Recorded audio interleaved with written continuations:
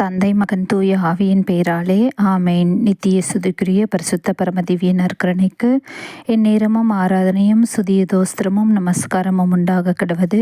ஆமேன்.